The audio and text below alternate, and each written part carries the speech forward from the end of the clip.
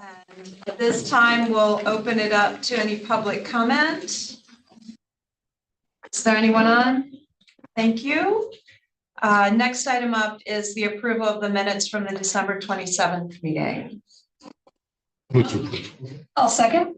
It's been moved and seconded. All in favor, say aye. Aye. And we will go right into the topic of discussion. And the first bullet item is a discussion on amending the 2024 budget and the process to amend the budget. So Dana, I can turn it over to you. We can fire with questions. How about you turn it over to me and I'll go and Okay. then you can fire questions. I don't know that we need to spend a ton of time on the dates, the timeline. I believe that the office has that, but we can certainly go over it if need be, but kick it off. Sounds good. And I'll start with, if I mess up and call it a reopener, I apologize. That's what we've called it for years. It's actually amending the budget. Okay. Okay. So if I say reopener, I mean amend the budget. I will try not to. If you want to adjust the millage rate, we have to go through this process. Other adjustments can be done through our normal resolution process that we've been doing for years. You could also open the budget and make those amendments. However, because of the time consuming nature of it, I would recommend that the only reason to reopen would be for a millage change. That's my recommendation. You can open it for other things. But Dana, so that just so that I'm understanding you correctly, if we are talking about just expense cutting with expenses, we can go through the resolution process and there's no need to reopen a budget. Yes. Okay, thank you. Yes. And even if you want to increase expenses, there is a limit, but that limit is so high. Yeah, and it's of the whole budget. Of the whole budget. So 10%. So if we chose to increase expenses, as long as it was under the 10%, that too could be accomplished through resolution. Resolution, correct. So not to sum it up, but the real reason that you would consider reopening the budget would be for the millage. Correct. Okay. Correct. And technically it's a amendment. Amendment. I'm sorry. Yeah. No, I'm using your language. Okay. Thank you. And if you have specific questions about the timeline, Angela will answer those. I'm gonna go. Yep. So I want to start by talking about money. If you recall, when Tammy and I presented the FAC in October, the projections were projecting the ending fund balance to be just under $19 million or 58 days of fund balance. Through the time period until the budget was approved, it was decided that we would use additional one-time monies of about $7 million. Yeah, I have a list of those one-time monies. It has not been approved yet, so I'm assuming that we would continue on that path. Our new projected ending fund balance is just under $26 million. The important part of that is it's over 70 days, but it is still under our 100 days. So this leaves a decrease in fund balance of about $6.5 million. Since we approved the budget, we've had one major change, and that was the 911 funding was approved by the state. We are estimating that will be an additional decrease in their subsidy of about $800,000 in 24 and $1 million after that per year. And so that gets us to a decrease of about 5.7 million in fund balance. There are some additional changes happening, but I don't want to start onesie-twosying things and then say, oh, this is decreasing, this is increasing, because it'll get very confusing.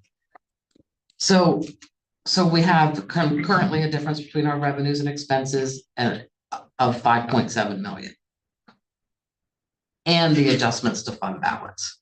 And a lot of that is the one-time money. Right, so Dana, again, not to paraphrase, but the 5.7 is inclusive of using $7 million of the remaining ARPA funds and to plug a much larger hole. It's actually a total of just under 14 million because we had about 7 million in the original budget. Then we had.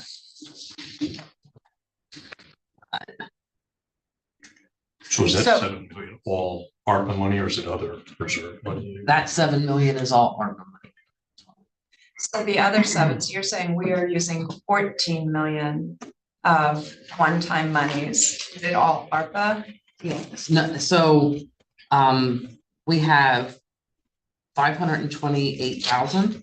That was nursing home. We had nursing home proceeds that we're using to help with the indirect costs that they're not paying anymore. Okay, Will be transitioned out in a few years. Then we have the fund balance management. Can I just back you up for a second? Yeah. Can you please say that again? So, I just need you to say it again and then I'm gonna ask the question. okay, and I'll try to rephrase it a little to make it more understandable. So when we dissolved the nursing home, we allocated some of the money to help offset ongoing expenses like indirect costs. We've already paid the salaries of people. They were in arrears. So that's this piece. That's 528,000. I think it's 4 or 5 years. So this would be the first year. So what I want to be clear about. And it's not, That did not come from the 7.5 million that is sitting. it did not. Okay, so that's really important. And It when we did start not. talking about nursing home, it becomes absolutely, like, people get Yeah. fired up about it. And it's not that money. And that's what I want to be clear about. Yes. And I also remember that when you went through what was happening with the nursing home, there was definitely a set aside for exactly what you talked about. Correct. Correct. Thank you. And that is part of that. Thanks. And then there's about $4 million in county allocation for projects. And that is related to projects that we're doing that we're using this money, the one-time monies to fund. So they wouldn't have otherwise been in our budget. And then in our original projections, when we did the FAC, we had half of the fund balance management in, and now we have the full amount. So it's a total of 4.7 million now. And then there were several other different projects that we're in. Would you like me to go over all of them, or like the projects that we aren't planning on doing potentially? that's okay. I mean, we have Okay. the listing. Okay. So then I'll talk about the millage a little bit. Not necessarily making a recommendation. I pulled two different numbers. If the millage is increased by 10%, it adds about $5.8 million to the revenue and costs the average taxpayer about $4.05 a month, or just under $50 a year. And that would be 2.415 mils. That does not include the library. That would be in addition. And a 25% change would be about an $11.6 million addition. And it would cost the average taxpayer about a little over $10 a month, $10.13, or just under $122 annually. And that would be 2.744 mils. Dina, what was the percentage on that one? 25%.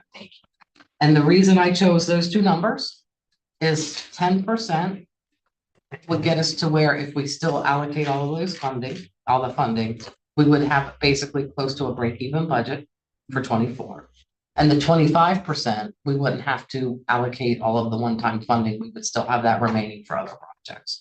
So that's why I chose those two numbers. It can be any numbers, and I can pull those numbers together quickly if you have other options you'd want to see. Maybe I missed this. So the 7.5 from the nursing home, that's essentially unassigned, I believe. It's in Is a it- committed fund balance. Is what? It's in a committed fund balance. Okay. That's not factoring into these numbers. So It is not. It just happens to be close to the same number. Which makes it even more confusing. I guess my question was, if that money's given away, does that affect the numbers that we have now? Well, it sounds like you're saying no, It does not. it's not for the 1 year. It's the allocation of the county grant program and the external county grant program, the people that aren't doing the projects. We've put that all in and helping with the fund balance management. And that is the number based on when we publish the document. It could be different now. So we're also working through different long-term and short-term solutions to help get us through. And at the department head this morning, I talked about having meetings with departments. But we are going to try to combine them into the meetings that the commissioners are having so that we're not duplicating efforts. And so that's the first one. And I think after those meetings, we'll decide the course of action to move forward.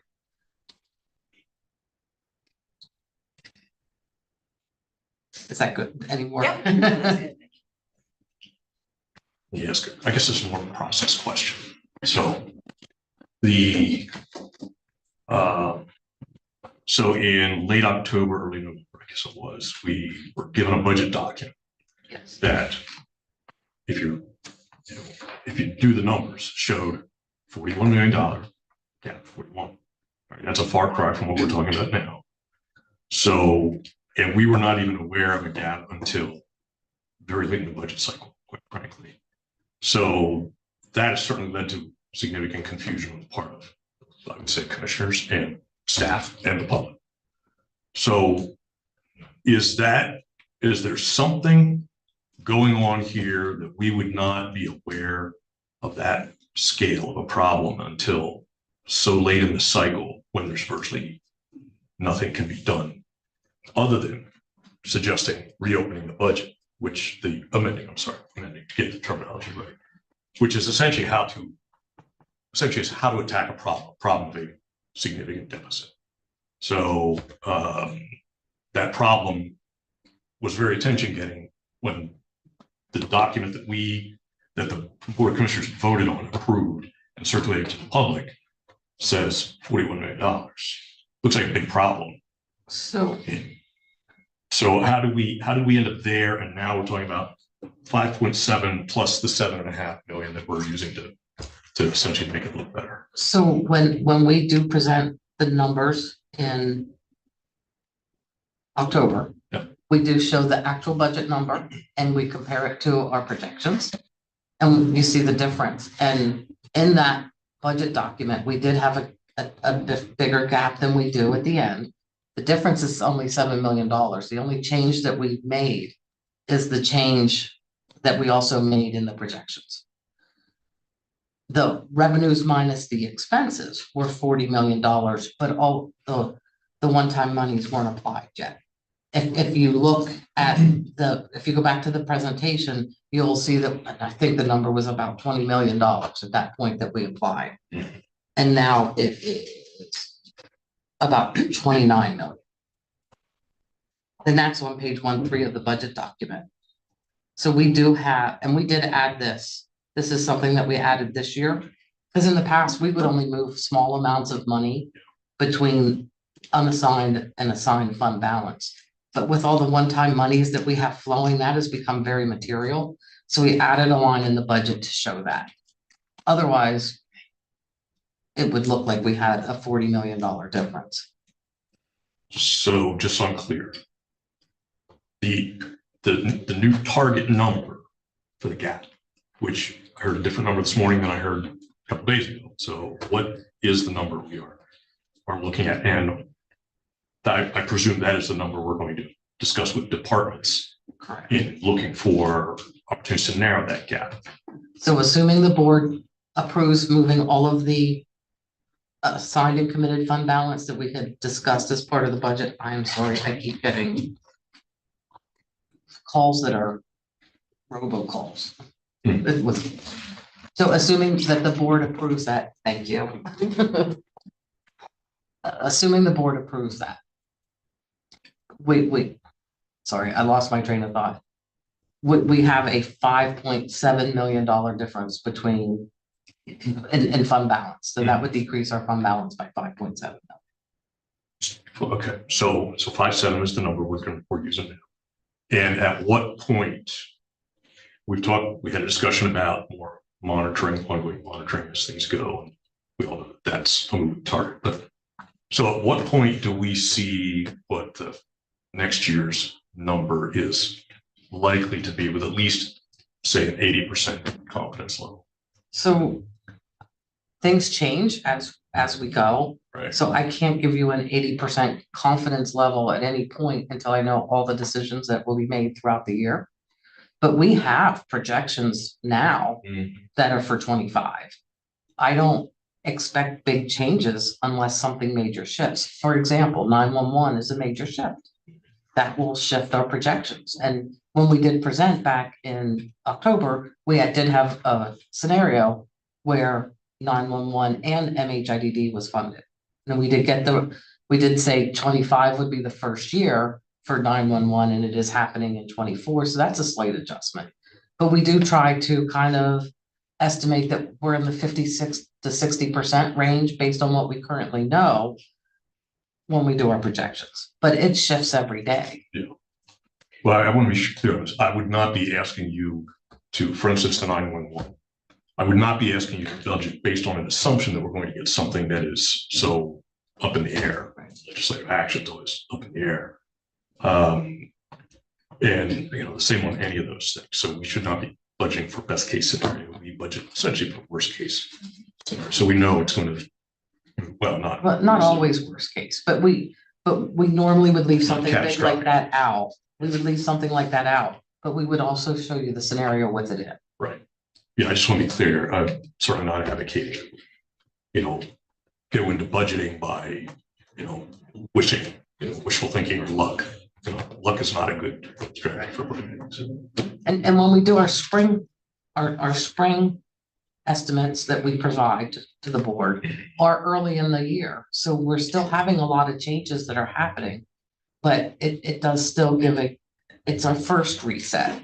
And then in September is our second reset. So we're dancing all around the issue, in my opinion, that we have this was 6.5, now down to 5.7 because of the additional funding for 911. We are still at a deficit for MHIDD funding and is still at a deficit for 911 funding. And that is after we've absorbed $7 million additional of free money into a budget that wouldn't even get this close without it. So Dana, I can't think that in the spring, you're gonna have anything more positive unless there's some serious change to the state budgeting and the way they're viewing funding 911 and MHIDD. Correct. So I have gone through every department budget. There is not a lot fat to cut. We can delay and defer more projects. But Gary, I don't know where we're coming up with $6 million. And it's not really, the reality is it's not $6 million we're looking for. We are woefully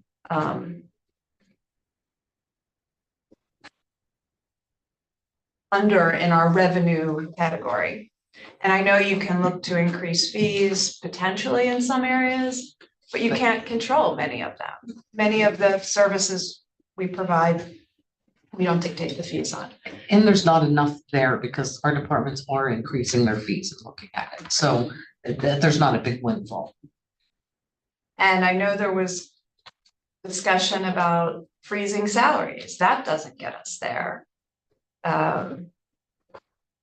So either we are going to accept that we're tapping into the reserves, and quite frankly, this is the worst time to be depleting all of our reserves when we are earning such great interest on them for the first time in a fairly long time. And now we're looking at depleting them. We'll make it through a year. We will make it through the year with depleting those, as Dana said. It's not where we're going to want to be. But that's really the decision before us. And if I understand the timeline correctly, Stacy, we have to make a decision by next Wednesday. Is that accurate? So you technically have through the 31st, but if you wait until the 31st to make a decision, that leaves one publication date. And Angela, how do the publications work? So we have to notify the newspaper because that is how we have to publicize any budget changes or anything like that if it's going back on view, and for the ordinance. and we have to notify the paper. It's approximately 3 days before the publication date, but they do not guarantee that it will be published on that date. So if we wait until the 31st, that leaves us just that Saturday paper to get it published in. And if for some reason they cannot get it in that paper, then we are past, we're below the 10-day mark that it has to be advertised and everything. So if we go with next week, then that gives us 3 publications to try to get it in. The only other option you would have is if you wanted to schedule a meeting for the 29th of January, so long as that meeting ended with enough time for staff to send something into the newspaper by 3 p.m. because that would give us 2 newspapers before it would. The second one would be when it would have to be advertised. I have a question for you, Dana. 10% millage rate increase, if done by amending the budget. That's $5.8 million to the revenue. And how much was that per taxpayer? $4 a month, or just under $50 a year. That's approximate, right? That is approximate.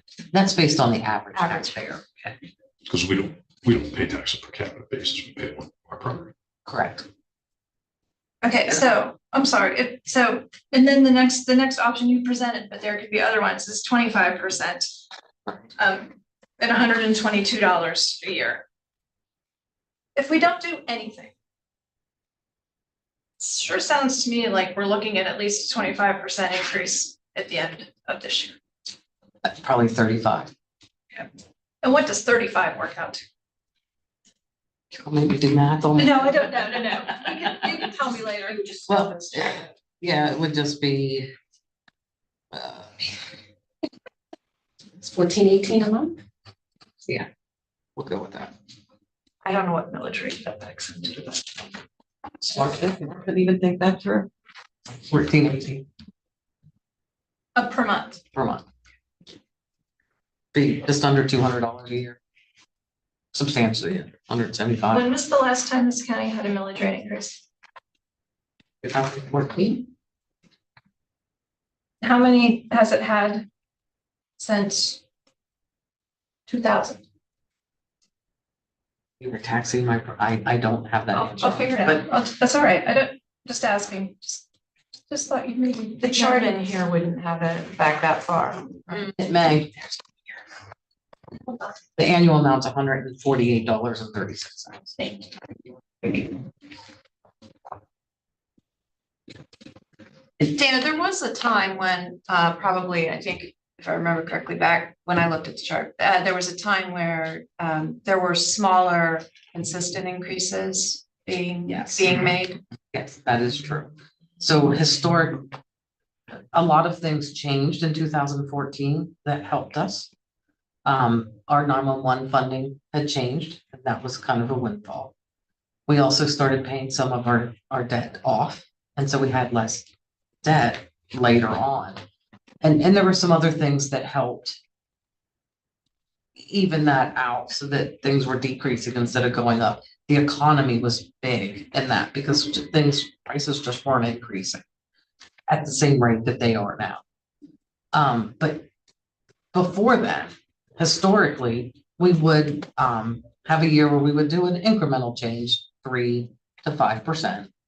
And then you'd have a small year where you increase fund balance a little bit. The next year, normally we would stay pretty steady. And then the next year we would be adjusting the millage. And I'm oversimplifying it because it's a little more than that. But if you make small incremental changes over time, it's not a big increase all at once. And that was how we were managing for a large piece of time. And then there were a few years where we didn't do any changes, and then you get into where you have to do a bigger one. So the one year we did a 13%. Okay. And then I think that was 13, and then I think we followed up with a 3% the next year.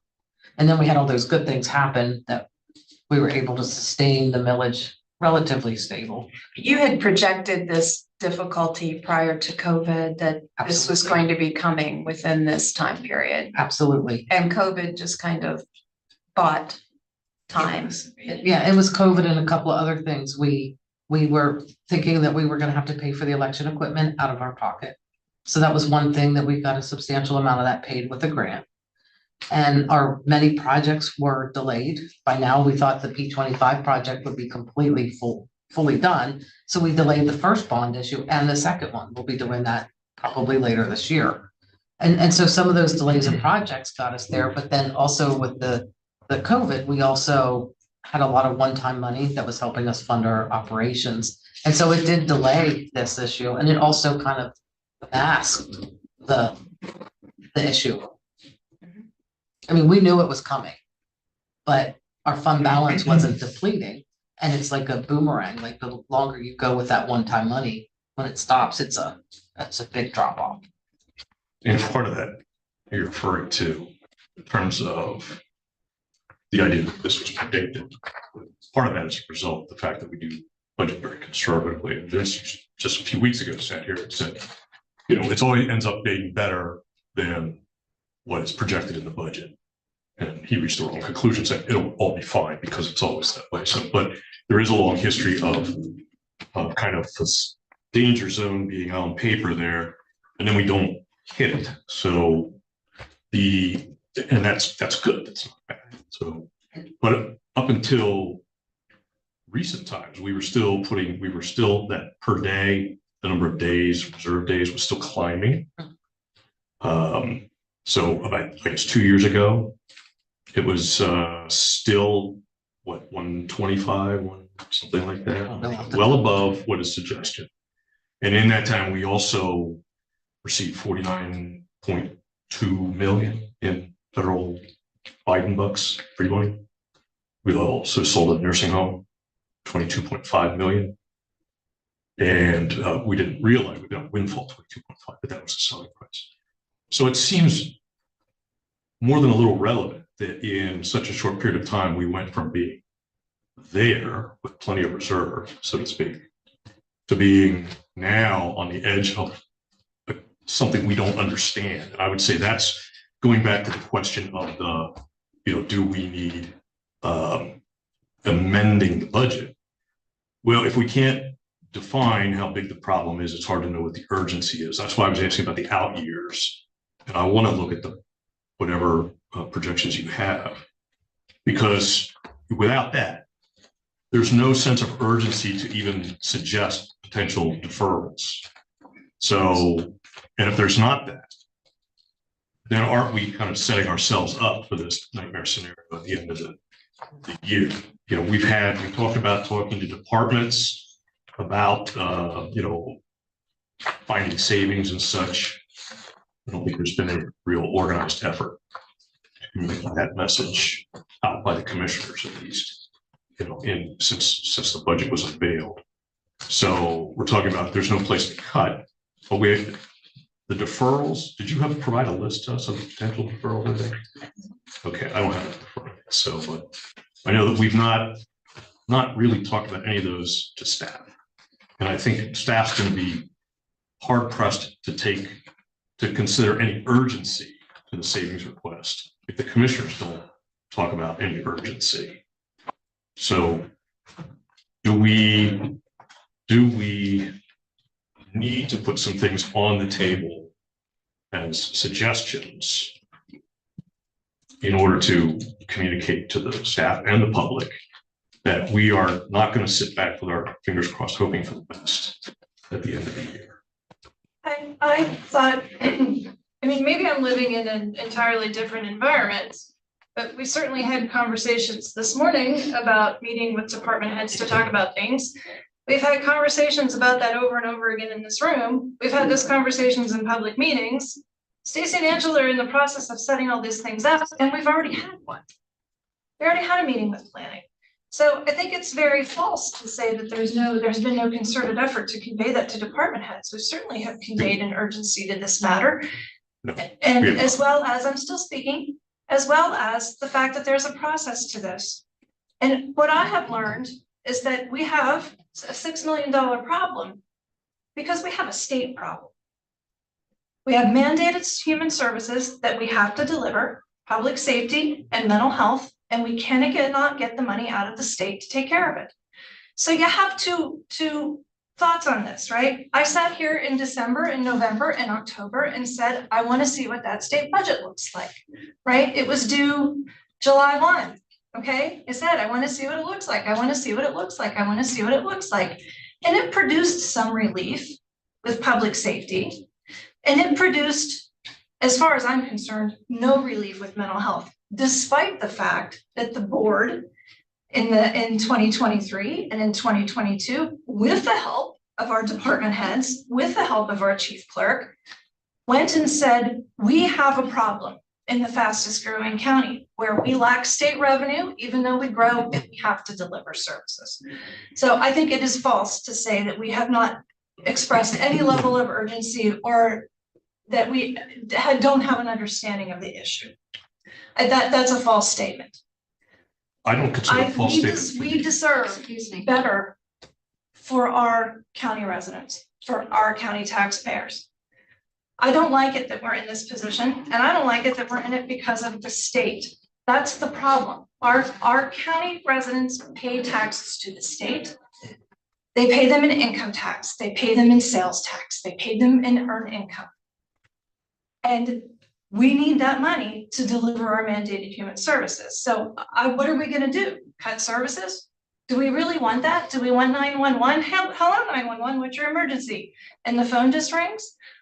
We went to all those county mental health meetings where people talked about how important those services are to them. If I don't have these services, I don't have anything. I remember that woman saying that. If I don't have these services, I don't have anything. I don't have friends. I don't have a job. I don't have a place to live. We're at a terrible rock in a hard place. And I look firmly at the state on this one, firmly at the state. But what do we do? What do we do? Our job is to deliver human services. What is left to cut? I seriously, we have to seriously consider our budget and what we have here and what can we do with it, right? Our taxpayers are owed that. They deserve that. They also deserve services.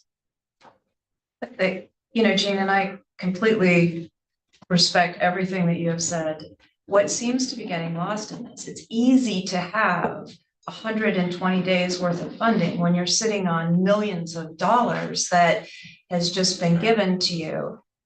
And now we're talking about taking that money and plugging real gaps in funding, in holes that exist that you cannot make up with very, very small maneuvers. And do I believe in the conversations that I have had with some of the departments, they are already doing a lot of the things that are necessary to be very mindful of costs within their department and operating efficiently. Are there improvements we can make? Absolutely. Everybody, everywhere, we can always improve. But Gary, they have provided projections after projection. And if we want to continue, I am confused with your position because you were calling to reopen the budget publicly. And now you appear you don't want to amend the budget. So if this is something that you have a solution to, I have heard you speak publicly of a taxpayer protection program.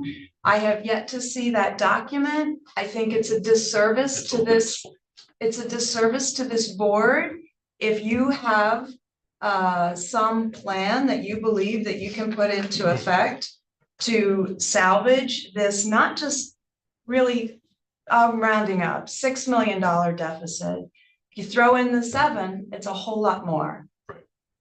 So I think at this juncture, we are running out of time. We need to either say we're going to live with this, we're going to defer more projects and move forward with that budget, or we're going to amend the budget as it stands. Those are our 2 alternatives, and not to talk about projections and more. And I'm not sure how much more analysis we can be provided with at this juncture.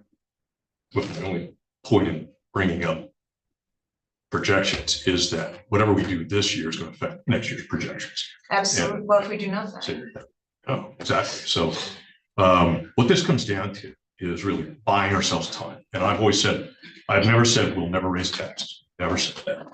I also think that it's a falsehood to say, oh, the little tax increases every few years are the perfect way to go, because this county was always chasing its tail, even though it was raising taxes almost every year. It's only 3%, 5%. It still didn't have enough money, and it was all this shell game going on. You asked Carl Goshorn about that, as to how they could make the budget for the year. And there was no concerted effort to really control and manage the growth of the budget, bring it in line with objectives. So here, let me boil this down. So, okay, what we've said is we're not going to attack any of the spending side. We're only interested in amending if we can raise millage. That's not what was said. Nope. Well, what you said, let me paraphrase. What you reframe. What you said was we can attack the spending going throughout the year. That's why we don't need to do it as part of this. The thing is, what I said earlier was, I don't think departments have seen any evidence that we are going to do that, because there's been nothing concrete stated. What was said earlier by Commissioner Fauci is incorrect. The meetings that have been sought, I know staff has made some mention about cost reductions, but even the emails have essentially set them up as orientation meetings. The only reason it was discussed this morning at all is because I brought it up in the absence of anybody else bringing it up at the cost containment part of it. And to be sure, I don't disagree with some of what was said in terms of departments have done a marvelous job. I don't think it's simply saying departments solve our problem for us. I don't think that's the solution. I think it requires commissioners, because commissioners are the reason that this is where it is. So, and to my mind, we've got a list of deferral possibilities. The reason I'm trying to get at a precise number is to understand the urgency. The urgency will dictate the severity of any deferrals. We don't want to defer unless we have to, but some deferrals are easier than others. And I think it would go a long way in convincing folks that we're serious if we actually specified something to at least be deferred. We've got, we just did 1.5 million for a recycling center. Does that need a 1-year delay matter on that? There's a facility study, or just okayed $600,000 to study how to expand our footprint. So there is, even Commissioner DiFilippo raised the point of, could we do a phase in or a slight deferral, even half a year deferral on next year's pay increase? So there are ideas that are there. I'm sure there's a number of others, but we have not made a commitment to prioritizing any of these, the possibility. Everything seems to be wait and see. And I think it would be valuable for us to do that, because I am sensitive to the fact that we're potentially setting ourselves up for something big next year. One of my goals in this, during the entire discussion of how the budget was handled the last 2 years, was that buying ourselves time has value. Not raising people's taxes when the country looks like it might be tipping into recession, when they're already paying the price on inflation and just uncertainty that's out there in the system,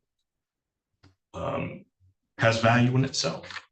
There's no apology to be made for saying we'd like to defer the inevitable millage increase until a better time.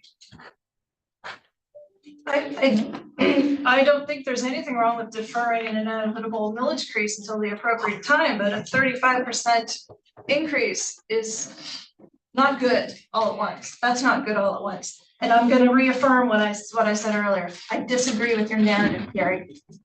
Our department heads, this board, the people that work so hard for the people of Cumberland County have been talking about budget issues and what can and cannot be done for months now. Your narrative is false. This morning, what you asked was on the agenda. It was on the agenda for the last department head meeting. It was discussed at the last department head meeting by our chief clerk. False narrative.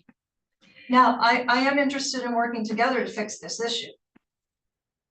So Gary, to your point that there hasn't been any priority given, that is not accurate. This list has been provided repeatedly, and there are items that were originally listed as being funded that are no longer even a consideration. That is what is giving us some of this money to plug the gap already. So, and there are targeted ones on the list that you're right, Yeah. Gary, quite frankly, if we move forward with this budget, we have to go down through this list and we have to eliminate. And that's fine. Some of it is doable, some of it is not. But the only analogy I can come up with for this is like somebody that has a rental property. And they can be exceedingly proud if they don't raise their rents for 10 years. But if in the meantime, they don't make repairs and they don't provide services and they don't take care of things through the normal course of business, it's not going to be a very attractive or desirable rental property. But you can say that you've held your rents. If you're not meeting the needs of the community, I am not espousing spending money, but we're going to be taking on more debt. You took on debt last year. This problem isn't going away. It's going to continue to grow, and it's very concerning to me. And I believe that your narrative is not accurate, that people are addressing it. We've been addressing it. We're looking at where we can get through this year if we don't change anything. This conversation is about, are we or are we not going to change this budget as it is? And it's pretty clear that there's not going to be an amendment. What I'm saying is that list that you're absolutely right. That list is there, but as happened this morning, yes, Dana and Stacy have talked to department heads about cost containment. To my knowledge, commissioners have not. And that's what they need to hear. And that list needs to be out there with commissioner backing, saying not just, well, this is already out of the budget. Commissioners need to be saying to departments and to others, we're making our effort here. We're making our effort here. So please understand, this is an all hands on deck effort. So I would also disagree with your analogy. Repairs were not made. There are capital improvements that have been deferred, some of them far too long because we were waiting to get ourselves into good financial condition. But to say that we are shortchanging services is not correct. We've substantially upgraded many things in public safety, which is a core function. We have not gone whole hog on things that are non-core functions, but we've also funded things that are non-core functions because we recognize, to Gene's point, 911 is an essential service, okay? Not everything we do is essential. We've also plussed up over the years significantly the options for our planning department and growth management, because we recognize as the fastest growing county that is a priority area. Is it a core government function? No, it's not. But there's a recognition that we need to be active on those things now. So the idea that the roof is falling in on us because of lack of repairs. It was an analogy, Gary. That was not. I understand. That's fine. Yeah, I get it. It's just, I think it could leave people with the wrong impression. There are other things that have been neglected. There have been things that have been deferred beyond what they should be deferred. I raised this point at Security Committee last year that the question over this building and its obsolescence needed to be addressed. And I argued that the ARPA money was exactly the way to do that, and that we needed to take greater care with the ARPA money, and that was one of the things that we needed to address. Was this longstanding position to do it. Now we are really not. So Gary, but the thing that's more disturbing to me about the ARPA money is that at least the money that went out in grants went out and was helpful. Now we are just taking money and plugging a hole, a gaping hole that exists within the budget that we have no way conceivably to get those funds from the state to help us with that project. So it's not available to use other than the study that was already authorized to look at the facilities, there's not money. It's being utilized in a way that's just keeping the county functioning. But in plugging those holes, we are providing service. That's what that money's for. So it's not just money. Absolutely.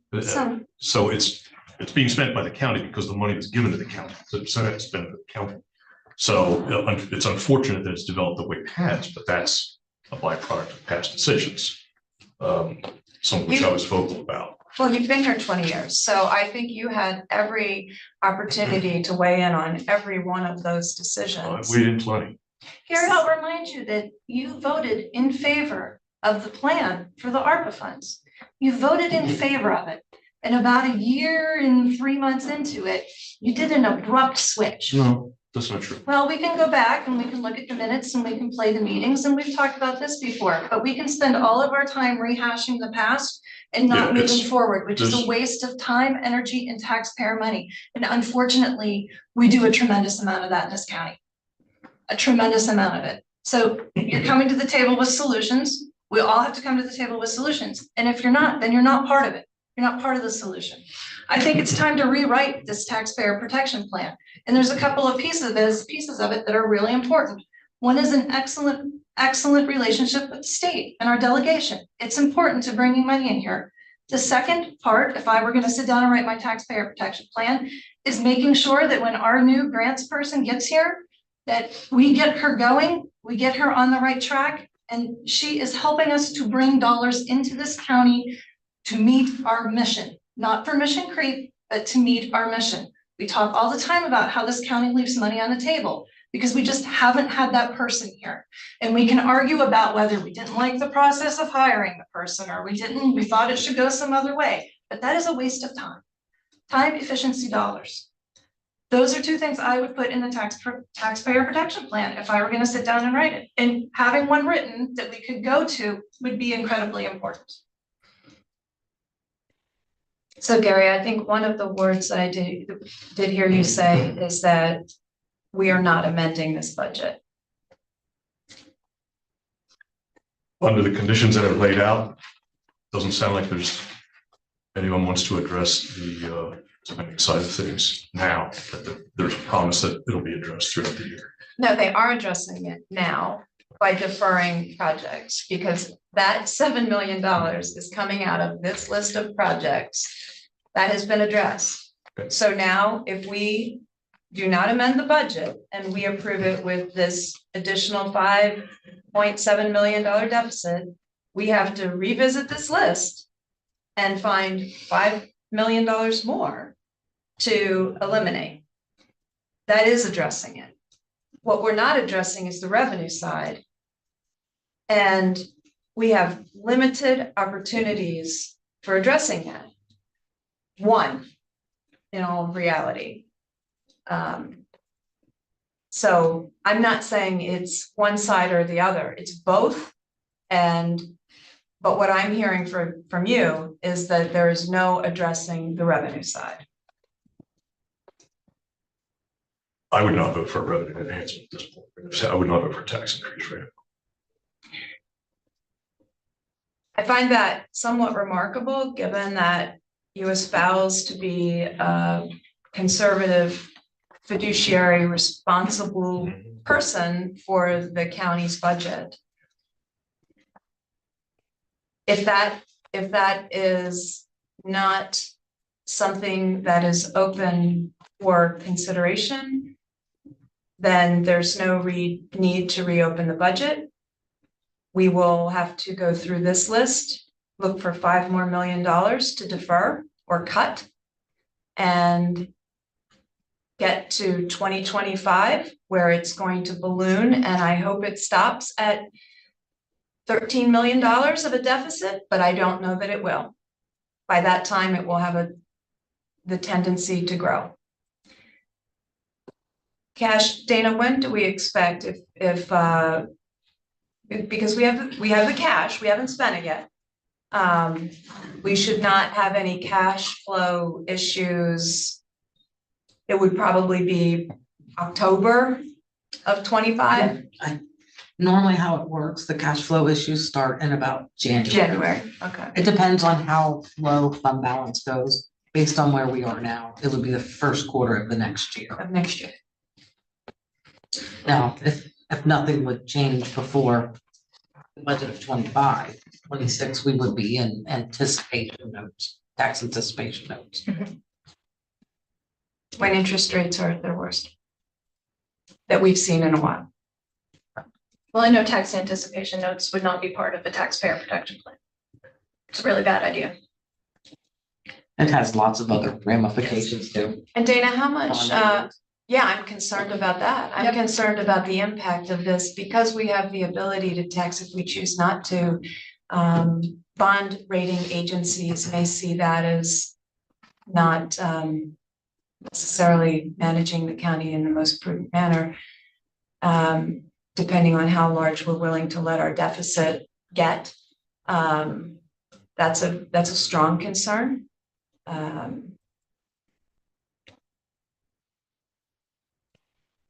When are you proposing the next round of bond financing? So we are going to set up a meeting with public safety in the March timeframe. And we will be gathering when they think that the next part of the project will start. Because our goal is to not issue the bond before we need the money. But we need to have the money when we need to have the money. Correct. So I'm thinking it's going to be midsummer. And will that be the same size of a bond? Was it split into two, or was this be a lower bond amount So potentially? that is the second part of what we need to do with public safety, is determine how much the additional monies are. We do have some fund balance set aside for the radio project and the contingency. The original estimate was a $30 million, so it would be probably at least a $15 million more. So $15 million additional debt, you did 15 last year, And we do have that in our projections, the expense of it the expense. and the revenue coming in, Well, the revenue would be spent on the project. that's project specific. And then the only other thing that we had briefly just discussed, were there any other projects potentially that would be suitable to be also put into that, such as if we would do a building for recycling, long-term fixed asset, may make sense to have that be part of that bond issue as well, Correct. depending on the rates and terms. So we, in a couple years, levered the county $30 million additional, which has the capacity to handle, without a doubt. And gotten into fairly significant deficit.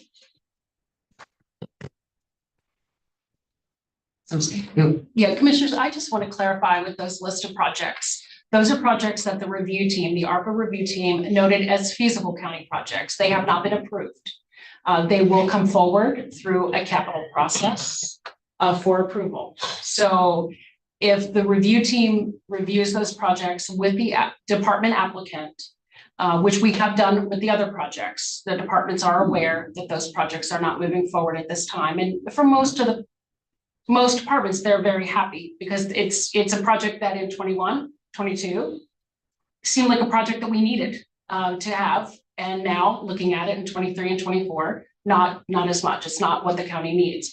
So we will review those projects. We will review them with the departments to determine what can and what cannot be delayed. But again, they have not been approved at this point. But realistically, Dana, correct me if I'm wrong, that's the only lever I see that we have to make up the expense side. And it's temporary. Right. And it's I think that's the important part. right. Postponing the projects are temporary. I don't think that postponing the projects hurts us from the standpoint of a lot of those projects. I don't want to say they're not necessary, but not all of them have to be done. We would never recommend delaying anything that would hurt the building structures or anything Understood. like that. But we can delay some of the projects or not do them. But there are some important projects on this, and Yes. some that the departments are counting on. That we had a prison board meeting and I was talking with them, and some of their projects listed on there are very important to that facility. Absolutely. So, while I appreciate that they aren't all technically approved, this is the lever that we have. Yes.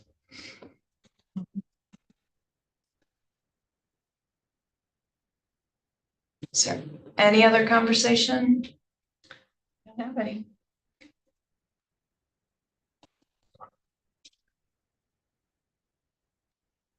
So it appears we will not be making any motion to amend the 2024 budget. Is there any other business to come before the board at this time? I think so. You have a motion to adjourn? So moved. Meeting's